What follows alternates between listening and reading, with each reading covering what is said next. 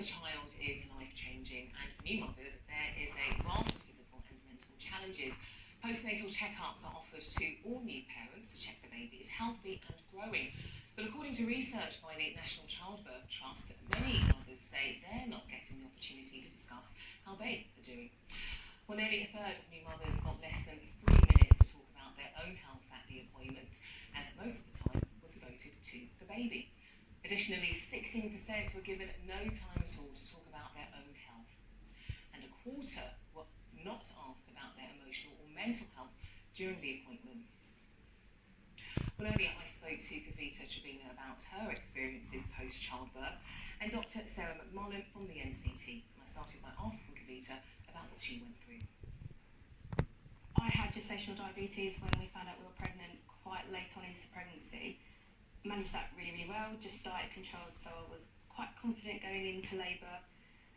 My labour was actually really, really good until the very end, where my student midwife turned me and my child decided to move, so I had 6 minutes to get a caesarean signed off. So within 6 minutes I was rushed to have an emergency caesarean, and I think from that moment emotions and feelings and hormones were all over the place.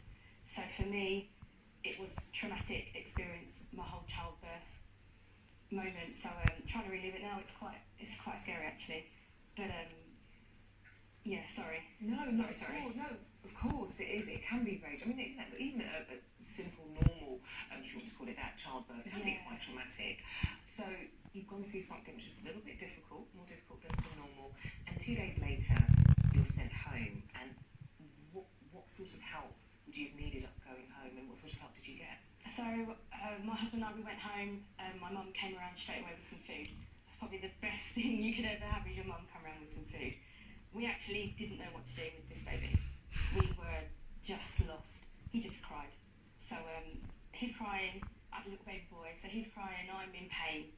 She can't. I don't know if anyone else had cesarean, but it's quite painful. Then the next couple of days was just a complete and utter blur. I had a midwife come round who was unfortunately quite dismissive when she did come, when she eventually came at 5 o'clock. She was clock watching and just couldn't wait to leave. So it was quite lonely the first couple of days when I got home. Unfortunately, my husband had to go back to work quite soon because of work pressures, and I was at home 5 days in with a little baby on my own. I genuinely didn't know what to do, and there was no support. There was no advice. There was no one to call.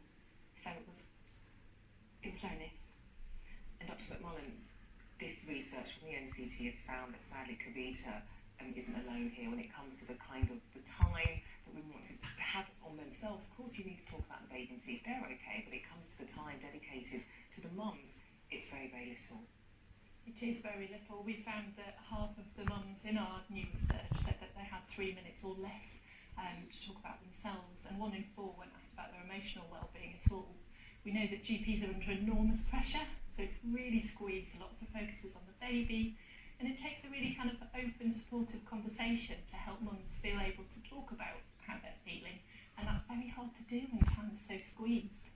I mean, NHS England, they've said that actually they have, they deal with 600,000 births every year in England, and 9 out of 10 new mums say they actually are asked about how they are feeling emotionally in the checkups.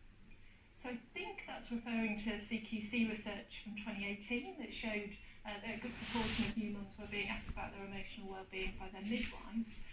We think the midwifery care, health visiting support, and the GP check are all really important, so there's numerous opportunities for mental health issues to be picked up. But we've heard loudly and clearly from new mums that it simply isn't happening in the postnatal check, and we think it's such an important moment where if we can get that check properly funded, GPs who are working under a lot of pressure will have the time to really have more supportive and open conversations. Kavita, you said you felt overwhelmed, felt lonely, you were crying. What sort of, and you've described the midwife as being dismissive. Yeah. How else did the midwife behave, and what more would you have wanted her to have done? I think I would have just like midwives spend a little bit more time with me. I know they're stretched and I know they've got a lot of pressures, but it would have been nice just to sit and ask me how I was doing. It was all about my son, and a lot of questions were, are you breastfeeding? can you breastfeed? And when I said I couldn't and I was struggling and a lot of pressures with it, they showed you, and then because you can do it when you've got a million hands helping you, when you're on your own and you are on your own, you can't do it. So it would have been nice to have a little bit more time with the community midwives that came out. My hospital midwives were fantastic actually, and my health visitor was amazing. I know I've mentioned that before. My health visitor was really, really good, but it was just that midwife aftercare I struggled with. Because it was the issues with postnatal depression or mental health issues that you said you also had to deal with as well after having your baby son. And NHS England have actually also said that when it comes to that kind of care, and they've also made improvements in perinatal mental health care, 13,000 extra people getting treatment last year. So NHS England, they're saying that they've recognised that there is more care needed there and they're doing something about it. Is it enough? Yeah, I mean, NHS England have put lots of money in recent years into improving perinatal mental health services, and we can see that, so that's absolutely fantastic.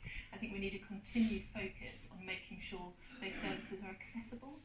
So we hear time and time again how hard it is for women to be open about how they're feeling.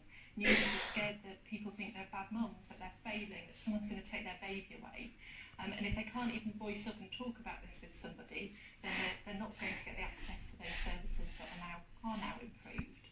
So we need a continued focus on helping change that conversation and help new mums get the access to the services. Okay, and Dr. Sarah McMullen and Kavita Trevena, good talking to you both. Thank you very much. Thank you.